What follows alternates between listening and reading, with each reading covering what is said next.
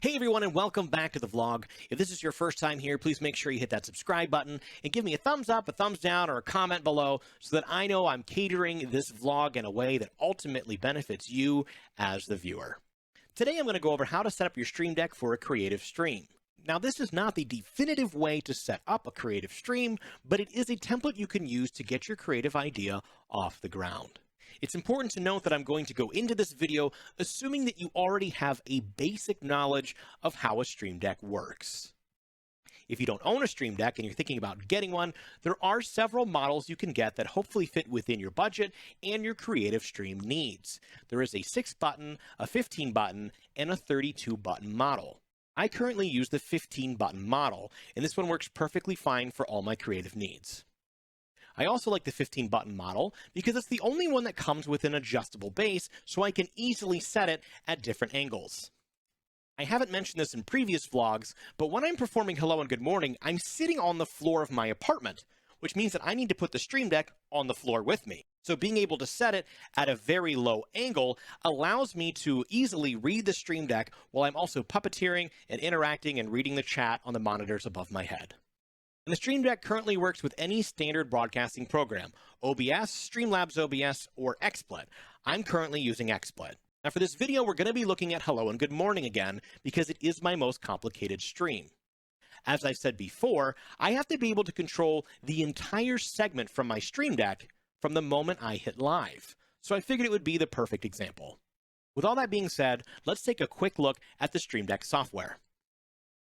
So here is my home screen for the Hello and Good Morning profile. From this screen, I'm able to access all scenes, sources, and segments through a series of buttons and folders. One thing I really enjoy about the Stream Deck is the customization you can do within it. For buttons and scenes and sources that I use a lot, I will use custom graphics to make them pop out so that when I'm switching from looking above my head to below at the Stream Deck, I can find those buttons very quickly. And then for things that I swap out a lot, they just remain generic buttons. You should also note that everything you're seeing on the screen is an exact mirror image of what is showing up on my Stream Deck in real time. So let's start breaking down the home screen. In the upper left-hand corner, you're going to find the sun icon, and that is set up as a scene button. Setting up scene buttons is really easy. You just look in the right-hand column for your broadcaster, drag and drop a scene button. It'll pop up on the program and on your Stream Deck in real time. From here, you can change what the icon is, you can give it a text label if you need, and set it up to where it's going to go when you push the button. So the way this one is set up, when I push this button, it's going to take me to the starting soon screen. I'm going to push it now. Now to the right of that sun icon, you're going to find a source button, and that source is set up to play the opening credits. You can easily set up a source button the same way you set up a scene button by finding your broadcaster on the right-hand side and dragging and dropping a source button. From there, you can update the image, the text, and what action it's going to do in what scene. You pick the scene, you pick the source. Once you push it, it turns it on. You push it again, it turns it off. As you can see here, I just have a simple text button that says movie, and it will show the video source in the starting soon scene. And I have the video source in XSplit set up so that when I show it, it plays the video. So all I have to do is push this button to show the source, and it will start playing the video. And that's it. This will run its full course, and then I also have it set up in XSplit so that when it's done playing, it will hide the source and rewind it back to the beginning. So let's pretend that we watch the entire opening credits and we're ready to move into the main scene of the segment. That next sun button is going to do exactly that. It is set up as another scene button, and instead of taking me to the starting soon screen, it is going to take me to the main screen, and I'm going to push that now. So already with these 3 simple buttons, I was able to take myself to the starting soon screen, play the opening credits, and then transition into the main screen. One of the reasons why I have these set up as different scenes is so that I can have that fade in, fade out transition between the starting soon and the main screen. Now, the rest of the home screen is pretty basic. I have a couple of other sources set up for quick actions, like I have a source set up to show and hide fire behind the host. I also have a button to show and hide a Cowboy Brendan Fraser gif, and all of these are ones that stay, so they have custom images. I also have a button that will show and hide the stand-in host image from behind the desk. I use this for jokes or emergency situations where I need to put my arm down for whatever reason. I also use this stand-in image to make the thumbnails every week for YouTube. I also have an Elgato key light that I can turn on and off from a button on the Stream Deck. And I also have a webcam button that is going to turn on the webcam behind the desk where I'm normally performing the puppet. Hey, now there's two of me. Now from here you'll see those three folders, and that's where we start moving into the different segments. Now since I'm already here on this scene, I'm going to skip to a segment that happens at the end of every show, and that is where we start scrolling through GIFs that viewers have sent to me based on the theme. Now, currently in XSplit, you're not able to control an image slideshow from a Stream Deck. They're currently working on that feature as I'm recording this. So in the meantime, I had to find a workaround where I could scroll through different images from the Stream Deck. So to do that, I have inserted every GIF into the program as an individual source, which I then show and hide from the Stream Deck. So if I go into the GIF folder, you will start to see all the different sources for the GIFs. Now, underneath that arrow button, which will simply take me back to the home screen, you will find a multi-action button. Now, a multi-action button comes in handy when you need to hide or show multiple sources with a one-button push.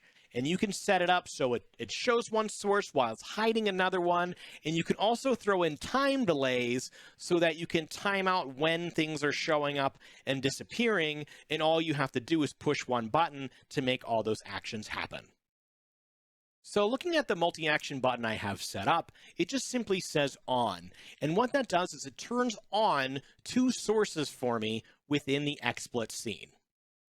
When I created the slideshow, I wanted to give it a clean presentation, so it wasn't just GIFs popping up and disappearing on the screen. I wanted to give it a cleaner look and a more uniform look by giving it a frame.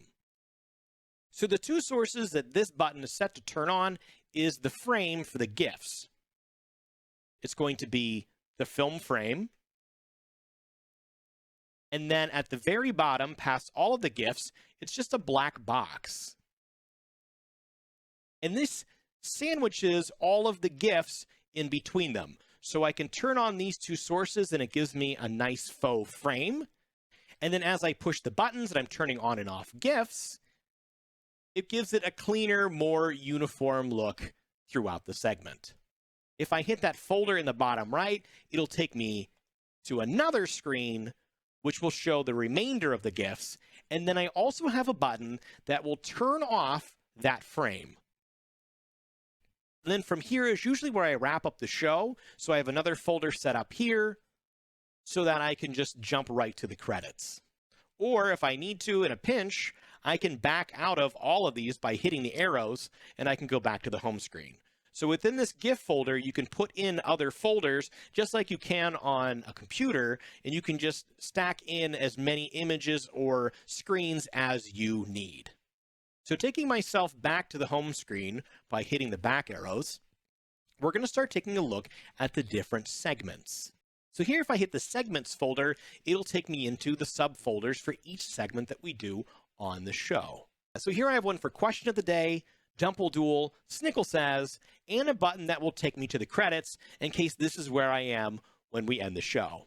So if I hit the question of the day button, it'll take me into yet another subfolder where you'll find scenes and sources. Now, I don't customize these because I do switch them out quite often, and because I don't have as many buttons on the screen, they're more spread out. It's not as confusing as when you have a lot of buttons all together in a row. So right next to that arrow button, I have that generic QOTD button, and all that's going to do is take me to the question of the day scene. And then from within this scene, I have a couple of sources set up. Again, I can make Dumple Ping appear and disappear. and I'm mainly using this to quickly create YouTube thumbnails. I have someone send me an image every week that we then have to use for this segment, so I have a button to make that image appear and disappear. I also have a button to make the chat appear and disappear, because in my previous vlogs I talked about how it's important when a creative stream to have the chat on the screen. Well, there are times where I want to hide the chat because I'm filming something in real time and I want it to be a clean image. So I talk to chat and then I turn off the chat, we film it, and then I turn chat back on. And then in the upper right, I have a button set up to play the intro video and the outro video. And this is set up the same way as the opening credits are, where if I push the button, it runs the video. When the video is done, it hides the source and rewinds it back to the beginning. Since these are shorter videos, I will push one of these buttons now. It's time for the question of the day.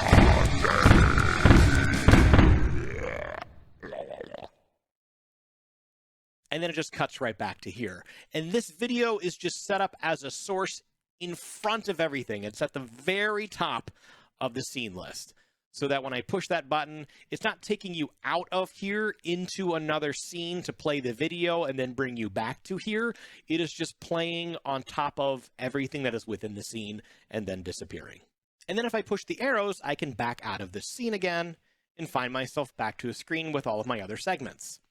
And as I'm talking to chat, I'm navigating my way to the next segment, which is Dumple Duel. So once I'm on this screen and I push that Dumple Duel button, it'll take me to the Dumple Duel scene. And then again, I have sources within this scene that I can control. One is a source button that will change the background. I can make fire pop up and go away. I currently have a multi-action switch to make this image pop up. I can turn on and off the chat again. And then I have a sound source button called Whip Crack. And when I push it, it plays a whip crack sound effect. And a real quick way to set that one up is if you look on the right side and you look under soundboard menu, you can drag and drop a play audio button, and then you can navigate to that file on your computer so that when you push that button, it will play that sound effect or music clip or whatever you need. And then in the upper middle row, you'll find two sources for videos. One is a response video that I play, and then I have the intro button that will play the intro for this segment, and I'll push that button now.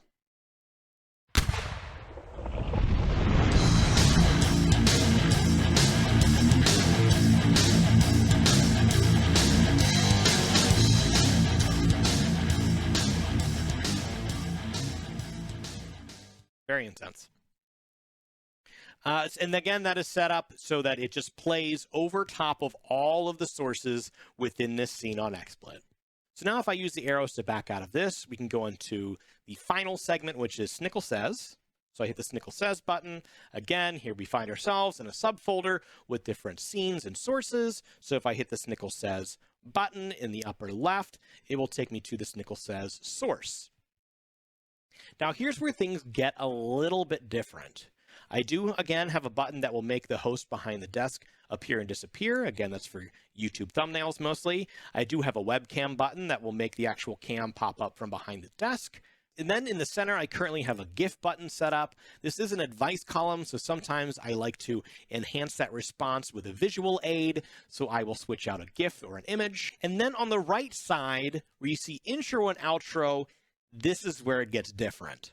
I have these ones set up as multi-action switches. The very first thing this button is going to do is take you to a different scene that contains the intro and outro videos. I'm going to take you to that scene now. And all this scene has is this still image, and then the intro and the outro videos, and they're set up to show, play, hide, rewind. So when you push that button, it's going to transition you into that scene. Then there's going to be a 3-second stream delay. And you can find the delay under the Stream Deck on the right side of the software. You just drag and drop it into this multi-action screen, and you can set it for whatever time you need. So after 3 seconds, it is going to show the video source. And that 3 seconds just gives it enough time to transition and for the sources to load in, and then it to play the video. And then there's a delay of 39 seconds because that's how long the intro is. And then it's going to take me back into this scene. And that's going to create that transition into the other scene, play the video, transition back into this scene look. The video actually has 5 more seconds of nothing. So it will play the rest of those 5 seconds, and then it is going to hide that source. And the way this is set up, as I hit the intro button, it does all of those transitions, resets itself again, so that when I stream the next time, I don't have to do anything. I just hit that intro button again, and it will do the same function without me having to go through and readjust anything. And it's a similar setup for the outro. It will take me to that scene, play the video, and delays and all that kind of stuff are still set up in here.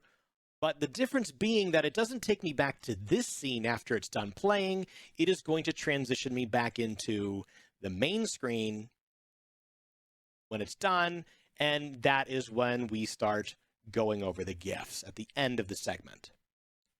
So you can set this up to do multiple things, transition into different things, play different videos, show different sources. The multi-action comes in very handy.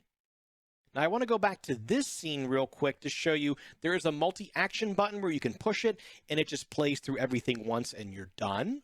Or if we go back to the Dumble Duel segment, the button right in the middle is a multi-action switch. So what that's going to do is you push the button once and it will do one thing, and then if you push it again, it'll do another thing. So I just simply have this one set up so if I push it once, both of these sources will pop up, and then if I push it again, both of those sources will go away. So you can either set up a multi-action button where it plays everything through one time, or if you need to turn things on and off, it might be better to set up a multi-action switch.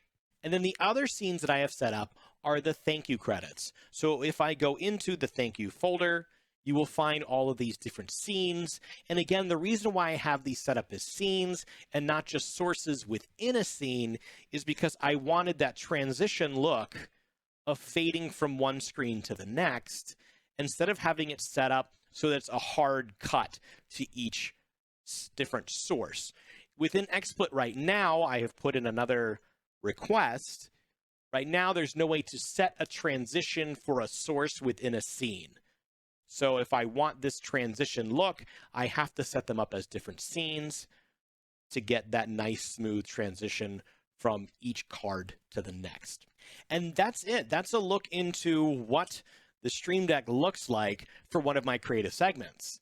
And this may look really overwhelming, but keep in mind, this is something that I've built upon over the last year and a half. And it's something that I'm constantly fine-tuning. You might be watching this video and see something that I completely overlooked where I could make something a lot easier and a lot smoother. And if you have, put it in the comments below. I'm always looking for ways to improve and enhance and fine-tune the creative streams that I'm working on. But just start with something simple. Learn the basics. If you have a Stream Deck, just scene switches and transitions and making things pop up and go away. And as you do your creative streams, you're going to find the things that you're doing over and over and over again, or you're going to find workarounds for things you want to work in a certain way. And it's a really versatile tool to use. And the Stream Deck isn't something you need to buy right away.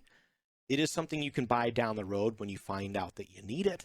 You can simply use hotkeys on the keyboard to access different things until you feel like, okay, yes, this is something I want to do, and I want to invest into the production side of things. But I do think that this is a wonderful tool to have. And if this tool did not exist, I would not be able to do the morning segment with as much complexity as I do, because this really cleans it up a lot when I'm able to set timers and everything and folders and subfolders and make sources pop up and disappear with just the push of a button. And that wraps it up. If you have any questions or comments, please leave them below. If there's something you want me to go into further detail about, I can certainly do that. You can find me on Twitter and Instagram, and now I'm on TikTok, and my Mixer channel, and my Discord, and email. Like there's so many different ways you can get in contact with me, and all of that should be in the description below. Again, thank you guys for being here. I hope there's stuff in this video that you found to be informative and that you can use to lay the foundation for your own creative streams. If you've started one on any platform, please share a link below. I would like to check out what people are doing out there for creative streams, and I look forward to seeing you live soon. All right, guys, I'll see you next time. Bye.